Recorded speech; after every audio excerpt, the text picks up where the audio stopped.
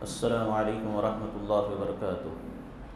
الحمد للہ الذی ہدانا لہذا وما كنا لنهتدی لولا ان ہدانا اللہ، وصلی اللہ علی نبینا محمد الصادق الامین وعلی آلہ وصحبہ اجمعین ومن تبعهم بإحسان الی یوم الدین۔ محترم حاضرین، کل کے درس میں ہم نے سنا تھا کہ حضرت حمزہ کیسے مسلمان ہوئے، اور اسی طریقے سے حضرت عمر بن خطاب رضی اللہ تعالی عنہ نے بھی اسلام قبول کر لیا۔ اس کے بعد حضرت عمر بن خطاب بیان کرتے ہیں، نبی کریم صلی اللہ علیہ وسلم اور آپ کے صحابہ دار ارقم کے اندر تھے۔ ایک دن میں نے نبی کریم صلی اللہ علیہ وسلم سے پوچھا، اے اللہ کے رسول، کیا ہم لوگ حق پر نہیں ہیں؟ نبی کریم صلی اللہ علیہ وسلم نے جواب دیا، اے ابن خطاب، کیوں نہیں؟ اس ذات کی قسم جس کے ہاتھ میں میری جان ہے، ہم یقیناً حق پر ہیں۔ اگر ہم زندہ رہے تب بھی حق پر ہیں، اور اگر ہم مارے بھی جائیں تو حق پر مارے جائیں گے۔ اس کے بعد عمر بن خطاب نے کہا، تو اے اللہ کے رسول، پھر تو ڈرنا کیوں ہے، چھپنا کیوں ہے؟ اللہ کی قسم ہم باہر نکلیں گے، علی الاعلان ہم لوگوں کے سامنے نماز پڑھیں گے۔ پھر اس کے بعد حضرت عمر بن خطاب نے مسلمانوں کی دو صفیں بنائیں، ایک صف میں درمیان میں حضرت حمزہ کو کھڑا کیا اور ایک صف میں خود کھڑے ہو گئے۔ اس کے بعد یہ مسلمانوں کو لے کر کعبۃ اللہ کی طرف بڑھے۔ وہاں پر قریش کے سرداروں نے، کفار مکہ نے مسلمانوں کی اس ایک جہتی کو دیکھا اور کعبۃ اللہ کی طرف جو ہے آتے ہوئے دیکھا، اور دیکھا کہ حضرت حمزہ ہیں، عمر بن خطاب ہیں، بہادر نوجوان، کسی کے اندر جو ہے لڑنے کی ہمت نہیں تھی۔ وہیں بیٹھے بیٹھے دل ہی میں تکلیف محسوس کرنے لگے۔ حضرت عمر بن خطاب نے کہا، اللہ کی قسم، آج ان کے دل پہ جو چوٹ لگی ہے، اس سے پہلے کبھی اتنی خطرناک چوٹ نہیں لگی تھی۔ پھر مسلمان آگے بڑھے اور کعبۃ اللہ کے پاس انہوں نے نماز پڑھی۔ یہ پہلی علی الاعلان جماعت کے طور پر کعبۃ اللہ کے پاس پڑھی جانے والی نماز تھی۔ حضرت عبداللہ ابن مسعود کہتے ہیں، ہم جو ہے بہت ہی ظلم میں پسے جا رہے تھے، یہاں تک کہ اللہ رب العالمین نے حضرت عمر بن خطاب کو اسلام کی توفیق دی، تو اس کے بعد ہم طاقتور بن گئے۔ اس کے بعد قریش کا جو ظلم ہے وہ سست ہو گیا، پست ہو گیا وہ لوگ، کیونکہ مسلمان کے اندر ہمت آ گئی۔ اگر کوئی مسلمانوں پر ظلم کرنے کی کوشش کرتا تو وہ بھی ان کے ساتھ تکرار کرتے، ظلم سے بچنے کے لیے جھگڑتے۔ اب ان لوگوں کا چین سکون خراب ہو گیا۔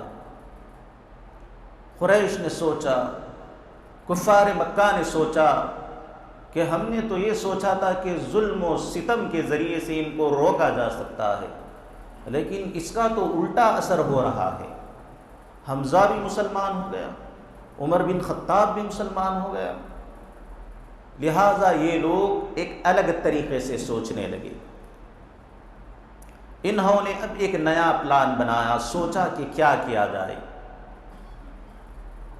تو انہوں نے سوچا، ہو سکتا ہے محمد نے جو یہ دعوت شروع کی ہے، یہ جو معاملہ شروع کیا ہے، اس کے پیچھے کوئی چیز وہ چاہتا ہوگا، لہذا ہم لوگ جا کر اس سے خود بات کر لیتے ہیں۔ ایک مرتبہ نبی کریم صلی اللہ علیہ وسلم کعبۃ اللہ کے صحن میں تنے تنہا بیٹھے ہوئے ہیں آرام سے۔ دوسری طرف جو ہے کفار مکہ، قریش کے سردار بیٹھے ہوئے ہیں۔ تو ان میں سے ایک آدمی جس کا نام عتبہ تھا، جس کو لوگ ابو الولید کہا کرتے تھے، تو یہ اٹھا اور ان سے کہنے لگا، اے قریش کے لوگوں، دیکھو محمد اکیلا بیٹھا ہوا ہے، اگر تم چاہو تو میں جا کر اس سے بات کر لوں، اس سے پوچھ لوں کہ اس کا مقصد کیا ہے۔ قریش نے کہا، ٹھیک ہے اے ابو الولید، جائیے آپ ان سے بات کریں، اگر ان کی کوئی خواہش ہے تو ہم پورا کر دیتے ہیں، وہ اس دعوت سے رک جائے۔ لہذا وہ آیا نبی کریم صلی اللہ علیہ وسلم کے پاس اور کہنے لگا، اے بھتیجے، تمہارا جو مقام و مرتبہ ہمارے درمیان ہے وہ تم جانتے ہو، لیکن تم نے یہ جو نئی دعوت شروع کی ہے جس کی وجہ سے ہمارے خاندانوں میں پھوٹ پڑ گئی ہے، اور تم ہم لوگوں کو کم عقل بتاتے ہو، ہمارے باپ داداؤں کو کافر کہتے ہو، اور ہمارے معبودوں کو بے حیثیت اور بے مرتبہ کہتے ہو۔ دیکھو، میں چند چیزیں تیرے سامنے رکھوں گا، ان میں سے کوئی ایک چیز ہو سکتا ہے تجھے پسند آ جائے، لہذا غور سے میری باتوں کو سننا۔ نبی کریم صلی اللہ علیہ وسلم نے کہا، جی آپ کے پاس جو ہے یا آپ کی جو باتیں ہیں سامنے رکھیں۔ تو عتبہ نے کہا، بھتیجے، اگر تجھے مال کی خواہش ہے، تو اگر مال جمع کرنا چاہتا ہے یعنی اس دعوت کے ذریعے، تو ہم تیرے لیے اتنا مال جمع کر کے دیں گے، اتنا پیسہ تجھے دیں گے کہ مکہ اور طائف اور اطراف و اکناف میں تیرے سے بڑا مالدار کوئی نہیں رہے گا۔ اور اگر تو چاہتا ہے اس دعوت کے ذریعے کہ تو ہمارا سردار بن جائے، سرداری اگر تو چاہتا ہے، تو ہم تجھے اپنا سردار بھی بنا لیں گے، اور ایسا سردار بنائیں گے کہ تیرے علاوہ یا تجھے چھوڑ کر ایک بھی بات کا فیصلہ نہیں کیا جائے گا۔ اور اگر تو بادشاہ بننا چاہتا ہے، تجھے بادشاہت کی خواہش ہے، تو ہم تجھے اپنا بادشاہ بنانے کے لیے بھی تیار ہیں۔ پھر اس کے بعد کہا، جو تیرے پاس آتا ہے یہ کلام لے کر، ہو سکتا ہے وہ جن یا بھوت ہوگا جو تجھے دکھائی دیتا ہے، اگر تو اس سے ڈر رہا ہے، خوف کھا رہا ہے، تو مجھے بتا، ہم تیرے لیے ایک اچھا ڈاکٹر تلاش کریں گے، تیرا علاج کرائیں گے، اور اس کے پیچھے جتنا بھی خرچ آئے گا ہم تجھے دیں گے۔ کیونکہ کبھی کبھار جن اور بھوت انسان کو لگ جاتا ہے، اس کا علاج کروانا پڑتا ہے۔ نبی کریم صلی اللہ علیہ وسلم نے اس کی باتیں غور سے سنی۔ اس کے بعد کہا، اے ابو الولید، آپ کو جو کہنا تھا کہہ لیا، اب میری باتیں سنیں۔ اس کے بعد آپ صلی اللہ علیہ وسلم نے قرآن کی تلاوت شروع کی، قرآن کی تلاوت شروع کی، جس کے اندر کفار مکہ کے اعراض کے بارے میں انہوں نے جو روگردانی کی ہے، قرآن کو نہیں مانا، نبی کریم صلی اللہ علیہ وسلم کو نبی نہیں مانا، ان باتوں کا ذکر تھا اور عذاب سے ڈرایا گیا تھا۔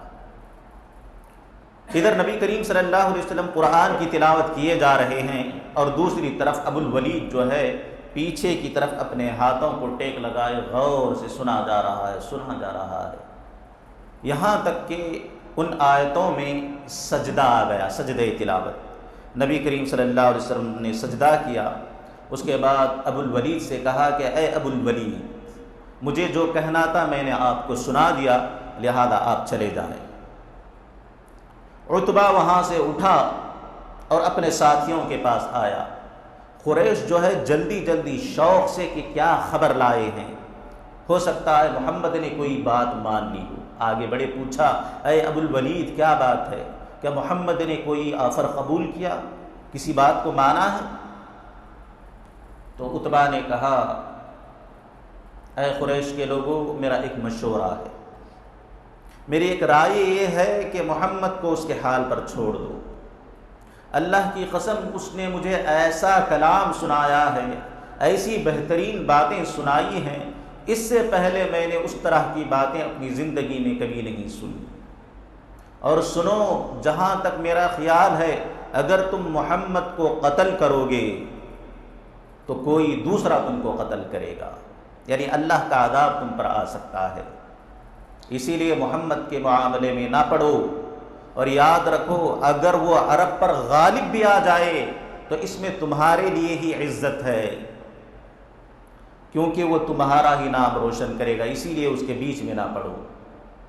قریش نے کہا، اے ابو الولید، ایسے لگتا ہے محمد نے تجھ پر جادو کر دیا ہے، محمد نے تجھ پر جادو کر دیا ہے، اس کا معاملہ ہم خود دیکھ لیں گے، آپ کو بیچ میں آنے کی ضرورت نہیں۔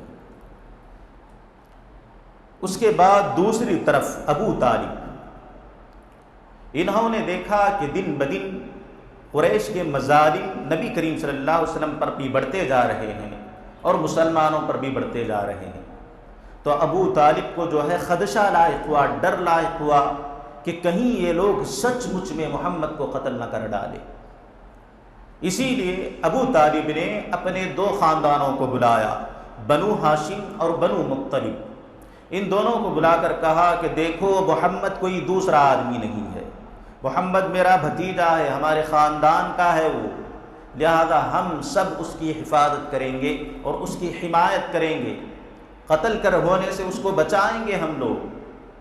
تو جو مسلمان تھے وہ تو نبی کریم صلی اللہ علیہ وسلم کی حفاظت کرتے تھے، اور جو کفار تھے ان لوگوں نے خاندان کو دیکھ کر، خاندان کی حمیت میں ابو طالب کی بات مان لی اور کہا کہ ہاں ہم محمد کو قتل ہونے نہیں دیں گے، محمد ہمارے خاندان سے بھرپور ہم ان کا ساتھ دیں گے۔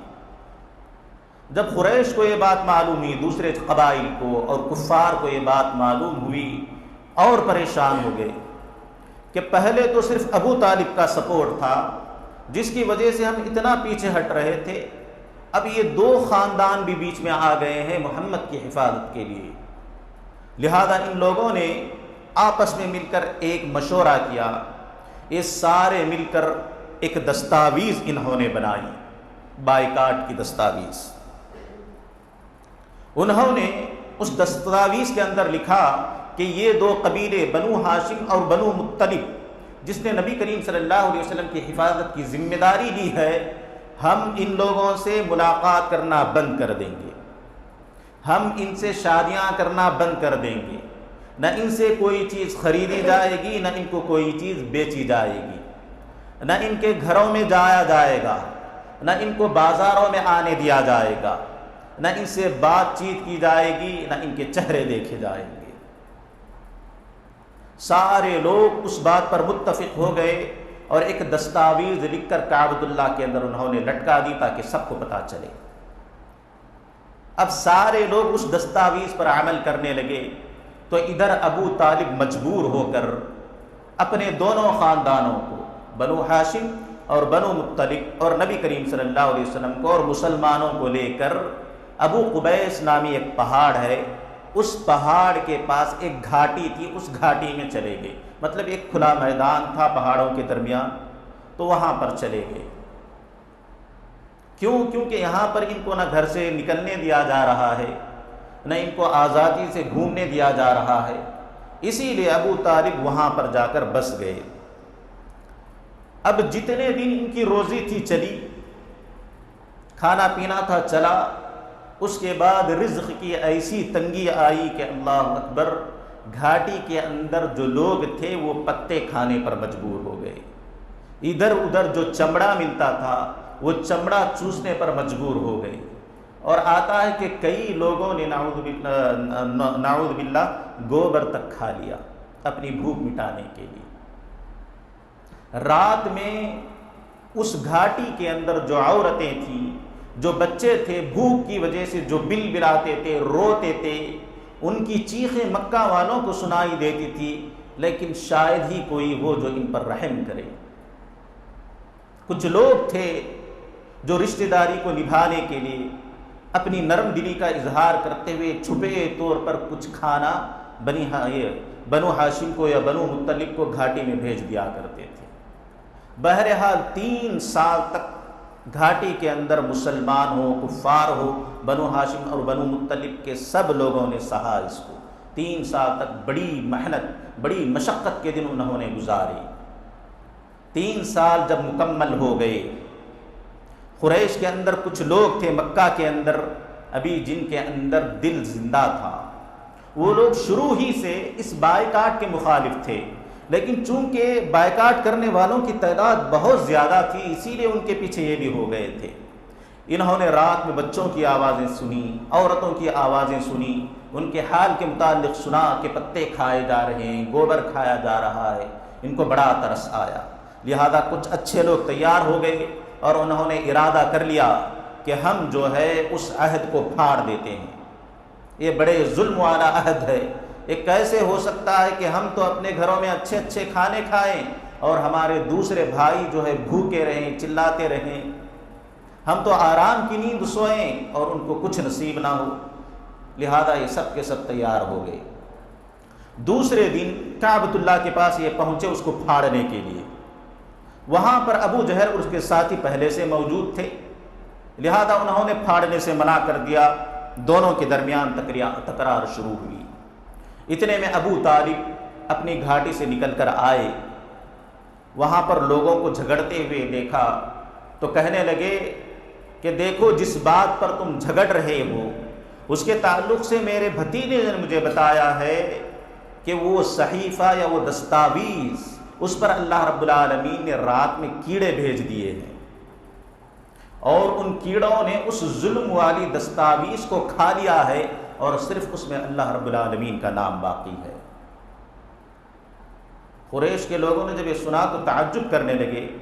ابو طالب نے کہا اگر میرا بھتیجا جھوٹا ثابت ہوا تو میں درمیان سے ہٹ جاؤں گا، جو چاہے کر لینا، لیکن اگر میرا بھتیجا سچا نکلا تو تم ظلم سے باز آ جاؤ گے اور وہ بائیکاٹ کی دستاویز پھاڑ کر پھینک دو گے۔ لہذا قریش آگے بڑھے، دیکھتے ہیں کہ دستاویز اور وہ صحیفے کا کیا حال ہے۔ دیکھا کہ جیسے ابو طالب نے کہا تھا ویسے ہی رات میں دیمک نے، کیڑوں نے اس کو کھا لیا ہے اور صرف اللہ رب العالمین کا نام اس میں باقی رہ گیا ہے۔ قریش نے اتنی کھلی نشانی دیکھی، نبی کریم صلی اللہ علیہ وسلم کا یہ معجزہ دیکھا، لیکن پھر بھی ایمان نہ لائے، لیکن اپنے ظلم سے باز آ گئے، اپنے بائیکاٹ سے باز آ گئے اور مسلمانوں کو گھاٹی سے آزاد کر دیا۔